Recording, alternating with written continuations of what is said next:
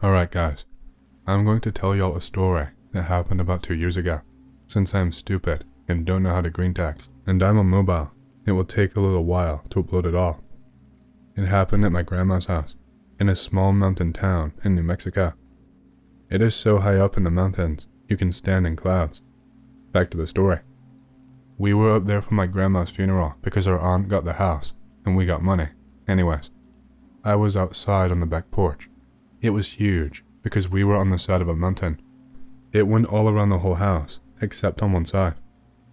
There had always been this house/barn thing at the bottom of the hill. It had a huge gas canister, and when you walked past it, it would smell bad. It constantly had flies, raccoons, squirrels, bears, etc. Also, there were pine trees absolutely everywhere. So anyways, we had a 22, and we were just taking pot shots at anything that moved. We also had a trailer that sat there for as long as I could remember, right off the back porch.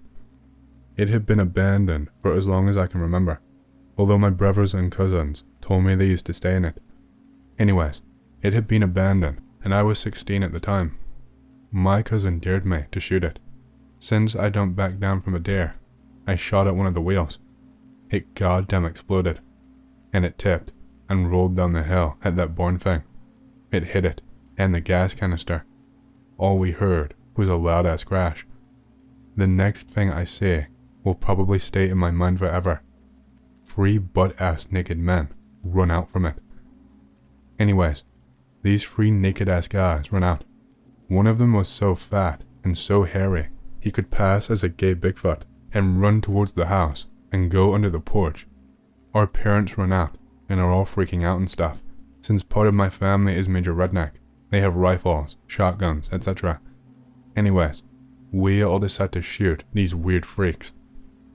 2 of my cousins go on one side.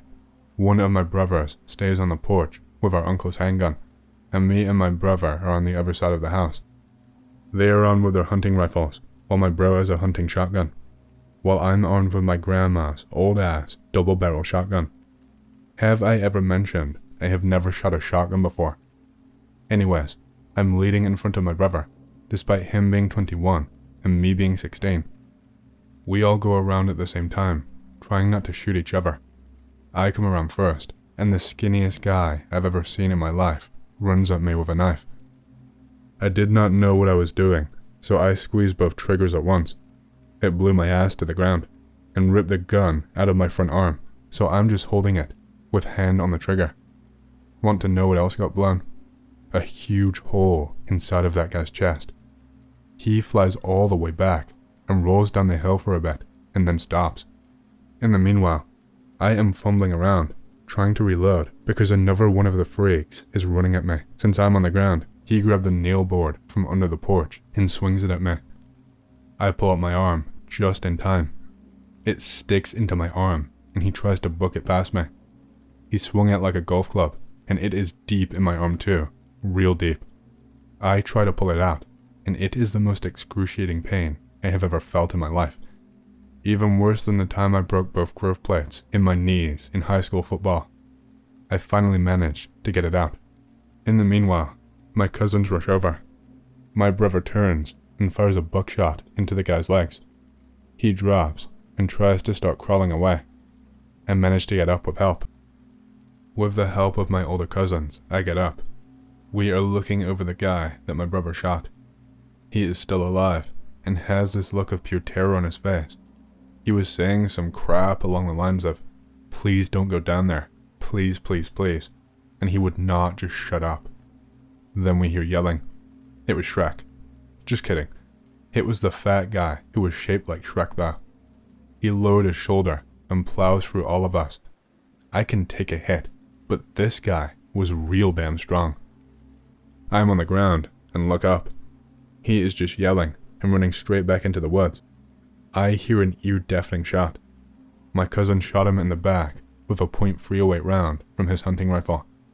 He drops and is just wriggling on the ground. By this time, everyone is outside while this stuff is happening, which includes kids under the age of 10. My bro runs down with his handgun. He is a personal trainer and still is, so he's pretty big.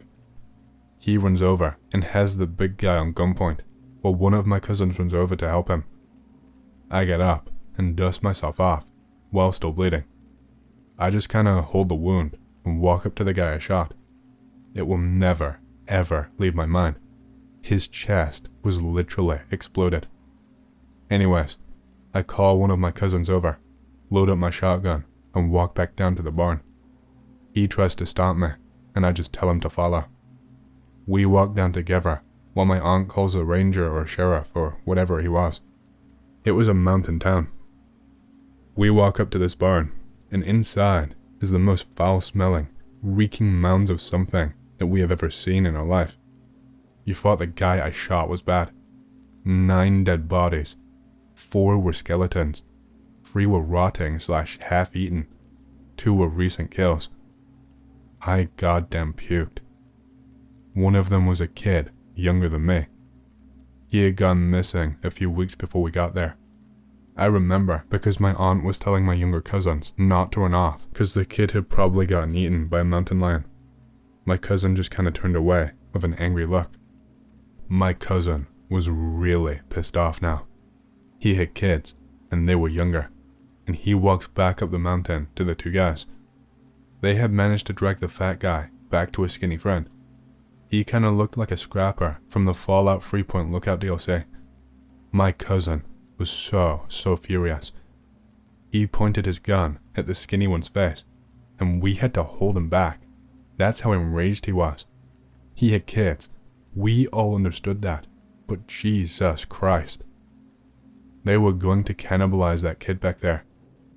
I was feeling like crap, so I just walked up to the porch, holding my arm, and kinda just sat down. The ambulance can't get up the rocky-ass road up to the house, so my uncle drove me to the hospital. The whole time, I just stayed silent. He would ask me questions, and I would just sit there and stay quiet. I could not get the image of the bodies out of my mind. We got to the hospital, and they treated my wound. I had to get a tetanus shot, etc. The cop was so damn lazy and just waited for me to come back instead of coming to the hospital for me. So he took the guys to his squad car and called in the forensic guys or whatever to get the bodies. The ones in the barn and the guy I shot. I got back around 2 hours later, and I just kinda walked in, and I was like the elephant in the room. Everyone stared at me. I usually walk around with a dead expression on my face to make people feel uncomfortable, but this time, it was legit. My mom told me the cop was on the back porch, so I walked out, and we did the whole "what happened, what did you say, what did you do" kinda crap.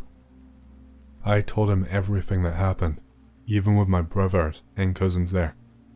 I just kinda sat there for a while, and just stared as the guys took the bodies away. Took me to the side of the house, where nobody could hear us. He told me something along the lines of, those guys were literally insane. They were eating those people. They were cannibals. You did the right thing, kid.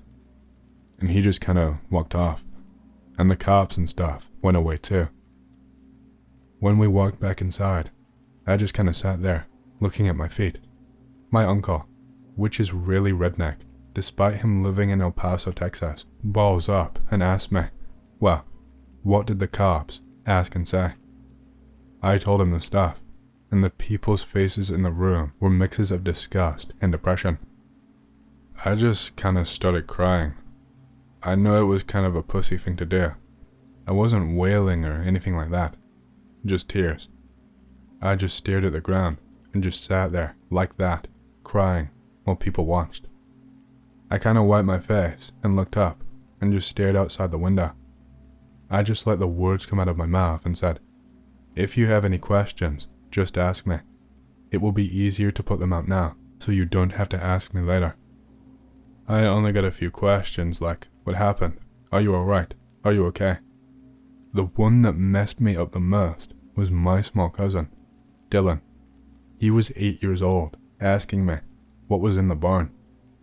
It just kinda messed me up a little. I turned to my cousin, who went down there with me if I should tell him. He said screw it, so I told them. 9 dead bodies.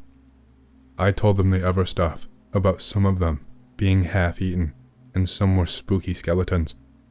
Then I said, the one that messed me up the most was the kid that got abducted a few weeks ago.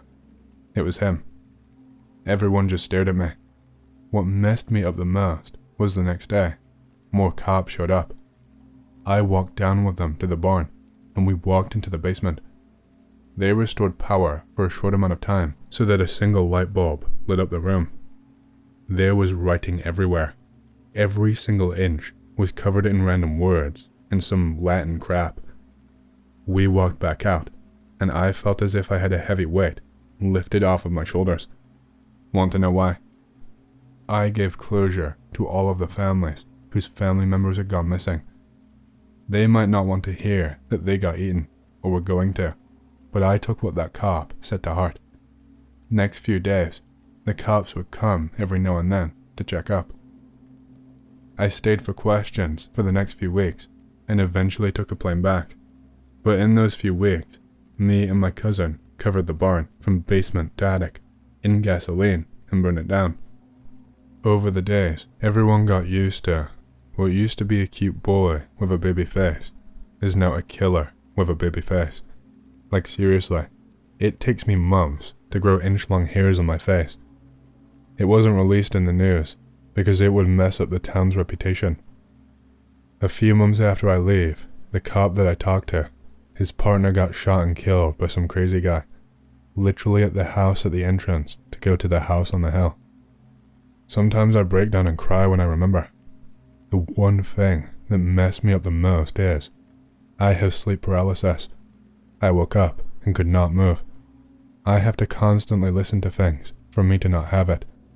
I listen to music and live streams now. I was in the paralysis and was sitting there, and I saw the kid.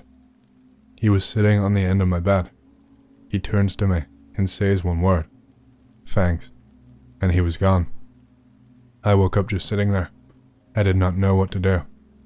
I used to go to a psychiatrist, and I told him about the thing. He told me that spirits can contact through sleep. It was good he did. I did right that day, and now people will be happy that I did do good. Other families, and even mine. I'm happy now. Finn, I will take questions now. What happened to the guys who left? Hell if I know, and I do not care. Hopefully they are dead. You didn't have to testify in court against them. Not in that tiny-ass town. There is no court. You either get shot or sit in a cell for a few weeks until you get transferred to another town. What was the kid's name who you found who was kidnapped? It was Mitch/Mitchell. Should I tell my current girlfriend of 7 months, or do you think it's too personal? I haven't really told anyone because it is my first solid relationship in years. That all depends on your relationship. I've been seeing my girl for 7 months, and I would probably tell her, but not randomly. One of those times that you're sharing deep stuff and feelings with each other. Don't do it, because I said to. I am just some dude from the internet. You know your relationship best, bro. Good looking on.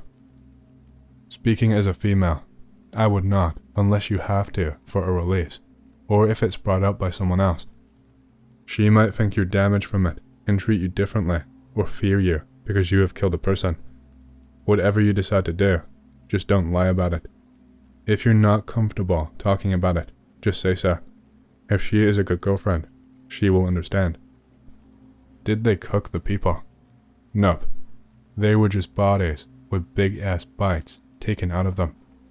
Despite that, I saw a steak knife on the ground. Damn man, this is so messed up. Sorry you went through this. Did this story have any other influence upon you, other than sleep paralysis? Contemplated taking my own life a few times, managed to get over that stage though. Just realized I have to live with it for the rest of my life. Good. You did literally nothing wrong. You discovered an all messed up to hell situation and Scooby-Doo'd the situation, getting the freaks arrested and blasting a hole in the ever. You are basically an action hero, except you have to deal with the grief after the credits roll. This is a long one, so feel free to skip if you prefer short and sweet. Also, none of the names I'm going to use here are real, but the people are. When I was still working on my master's, I landed a job working part-time at a paper. It was a small-time outlet, and I mainly applied because I enjoyed writing, and it was pretty easy part-time work, not because I was serious about becoming a journalist. However, the boss man went ahead and saddled me with a big feature article covering the poorest neighborhood in the city. I was very green, but my boss told me my writing style would suit the subject matter. So I'm scheduled to meet up with this guy, Reverend Downey. His job is to explain a bit of the neighborhood's history to me, as well as introduce me to a few interesting locals. So one morning, I meet up with him at his office in the neighborhood church. Reverend Downey turns out to be hilarious. He tells me all about the neighborhood, mixing in bits of history with funny anecdotes. All great stuff from my article. As he talks, I am taking notes when I hear a crowd gathering outside. He tells me it's the weekly food pantry setting up inside the church. Also mentions the needle lady showing up. Needle ladies? I ask. It's a group of women who set up a needle exchange on the church grounds. Drug addicts show up, tell them how many needles they use daily, and the women give them fresh needles for a week and take their used ones. The Reverend excuses himself to go check up on things. Meanwhile, I get to stretch my legs. Step out of the office where a crowd of women and children bustle about, picking out canned items spread out over a few different tables. Through a doorway on the far side, I can see out into the courtyard where the Reverend is talking to the needle ladies as they set up the tables.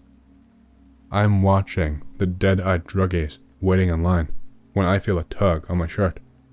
I turn around.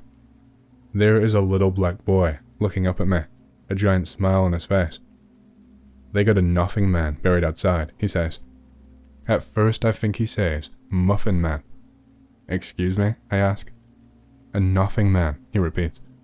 I can see everything from my window. They made it inside. Then they took him outside and buried him. He points behind me and says, right there. I turn around to see Reverend Downey walking back inside.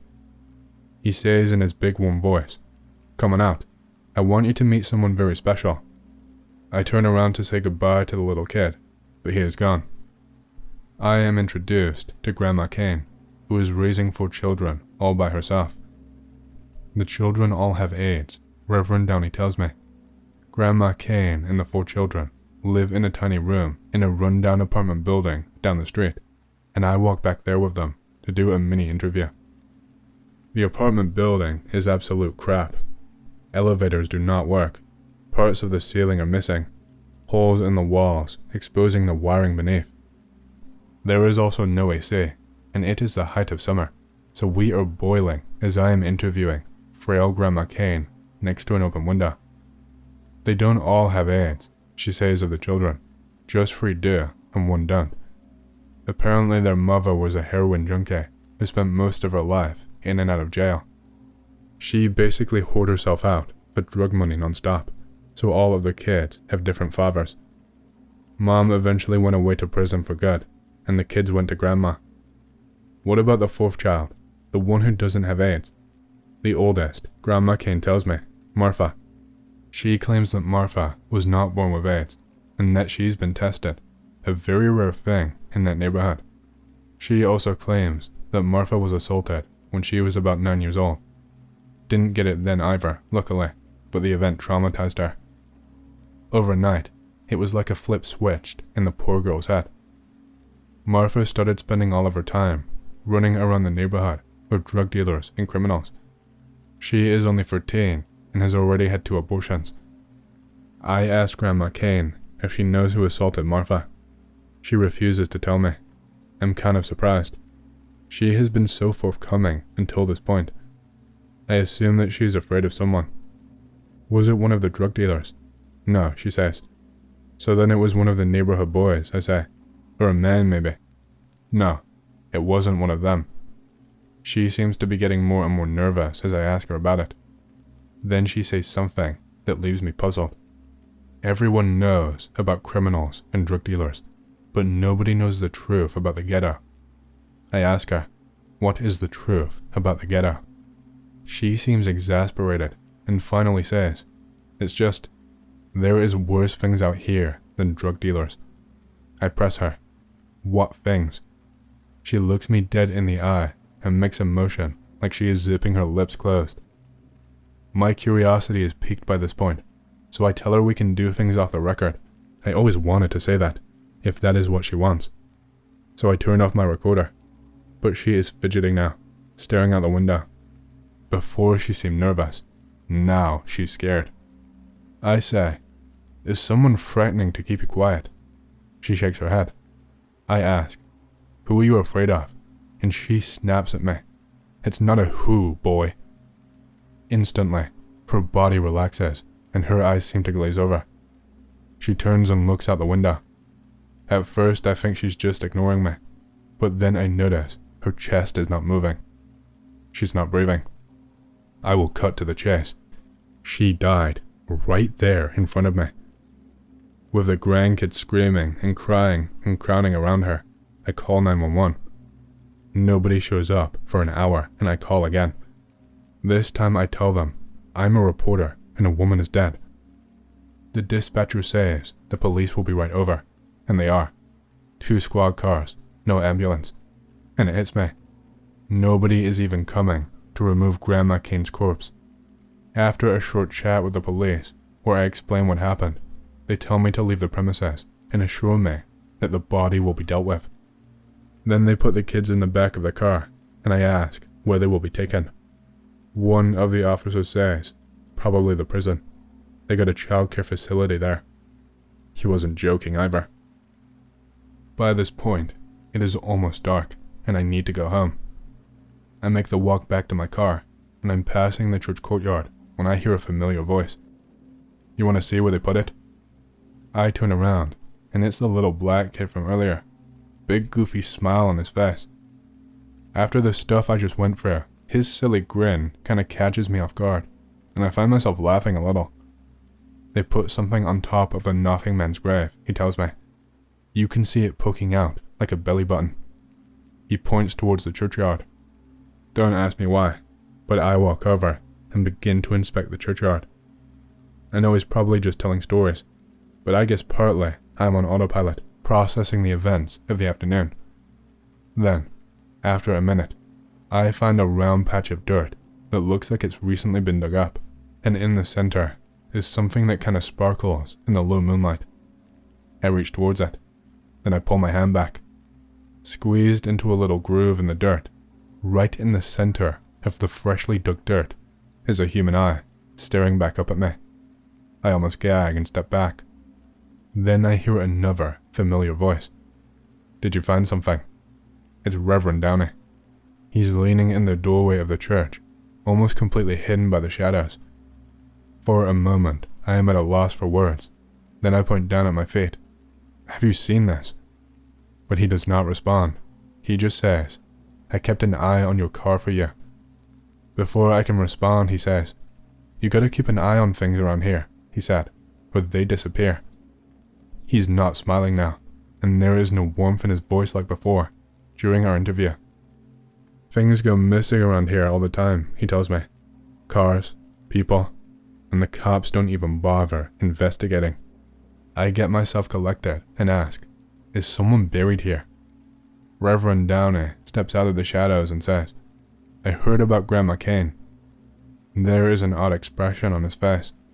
It finally dawns on me that I am being threatened. "If I weren't a reverend, I might bet you they never find what killed her," he says, and I would win that bet. "Who the hell is buried here, Reverend?" I ask. "It's not a who," he says. "It is a what." I begin to feel nauseous then, and dizzy. "And you're going to find out just what that is if you don't step back." He reaches for my hand, from that goddamn grave. He grabs my hand and yanks me back, away from the ring of recently dug dirt, and from the eye in the ground, and I instantly feel better. I notice then that the Reverend is sweating heavily. His hand is on his chest, his fingers searching for his crucifix. He tells me to get on home now, and I hear a strange sound, an odd humming that seems to be coming from beneath the ground. I do not even think. I scramble to my car, fire the ignition, and peel out, away from the church, and out of the neighborhood. As I am driving, I pass Grandma Kane's apartment building. Glancing up at her small window, I can still see her dead body sitting up in its chair. I'm not sure if it was my imagination, or the shadows, or the fear, but it looked like she was missing an eye. Needless to say, these events shook me. I wasn't sure what I was supposed to do about the article. In the end, I wound up taking the easy route and writing a feature piece like I was asked to do, focusing on the emotional struggles of living in the ghetto, ignoring all of the truly disturbing things I'd seen. I spoke to a local poet and some recovering addicts to build my piece, but I steered clear of the church and of Reverend Downey. At some point though, I couldn't help bringing something up to the poet that I was interviewing. He was a very knowledgeable historian of the neighborhood, and I asked him if he had ever heard of something called the Nothing Man. His reaction left me wondering. There was a flash of recognition in his eyes, but he insisted I only knew it by name. He knew it was an old urban folktale, popular in the neighborhood long before he had been born, and that it was now largely forgotten. It's something you might have heard kids talking about during the Depression, a spooky story to scare each other. Beyond that, I have no earthly idea. Some will say, be me, driving home to a house I've lived in for 8 years. Normal day, normal drive home until I get 300 feet away from my driveway. A small house that was never there before is nestled behind some trees just down the road from my home. Ask my wife when I get home if she has ever noticed that house. Nope. Don't think much of it. Notice the little abandoned house a few more times going to and from work and think it's odd. A few weeks later, have neighbors over to watch hockey. Neighbors ask me if I noticed that same house. Laugh and tell them that the wife and I were just discussing it and how no one seems to remember it. Neighbor lives slightly closer to the mystery from us, where that house is in full view from his back door. Nobody remembers it being there. Neighbor and I, hanging out a few days later, decide to grab some flashlights and go check this place out up close. The driveway leading to the house has been overgrown for years and completely disappears before getting to our road. Overgrowth gone wild. We get up close and it's brick, only a couple bedrooms, and the siding is covered in ivy, windows boarded. The thing has been abandoned for a long time. On further inspection, the house becomes utterly bizarre. Nothing seems to add up, and while it looks like a normal small house from a distance, up close, it looks like it's made of cheap plastic. The door is several feet off the ground. The windows are only a foot or so from the ground. The front door is locked and fairly sturdy, so we go to one of the windows and both lean over to look inside. What is inside is even more bizarre somehow. Where the chimney connects on the outside of the house, there is no fireplace. Where the front door is, there is a wall. The front door is also several feet off the floor, inside in the house. What? We go to the bedroom window, and there is a plastic child's chair with no legs facing the door. The walls look like Lego plastic. There is a bed, but it is misshapen, not like it's old or destroyed, like it's just wrong. The legs of the frame are all different lengths. The mattress that is half laying on the floor and half hanging on the frame is not an even rectangle, but the mattress is immaculate, and again, looks like cheap plastic. Neighbor and I scratch our heads. We try to get in through the bedroom window, but it will not budge. Give up and walk back to my house. Notice a piece of the plastic chair from the bedroom is laying on the ground in the overgrowth. Neighbor goes and picks it up, and it goddamn disintegrates in his hands. Anywhere he touches it, the plastic just gives like wet paper. We still talk about this from time to time.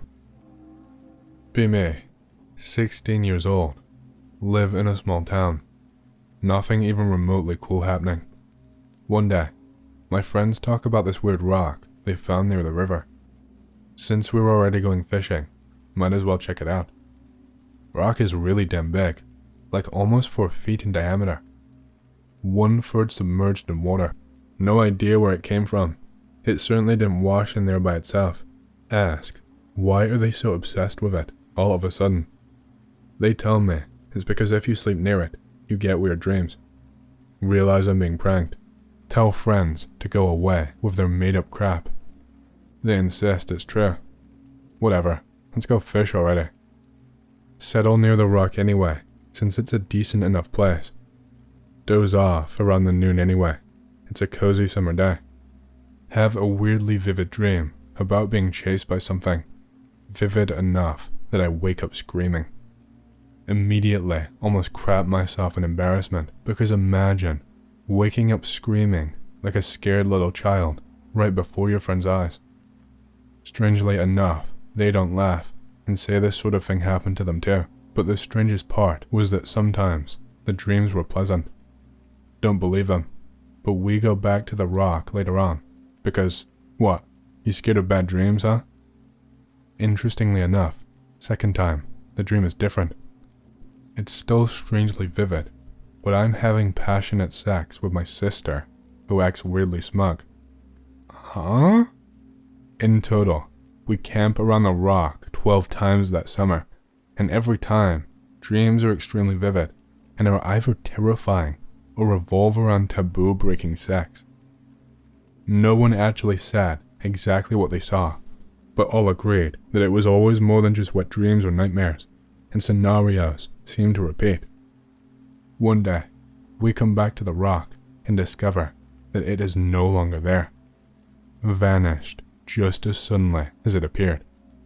My hometown was so goddamn bland that the best it got in spooky department was a bad dream-inducing rock.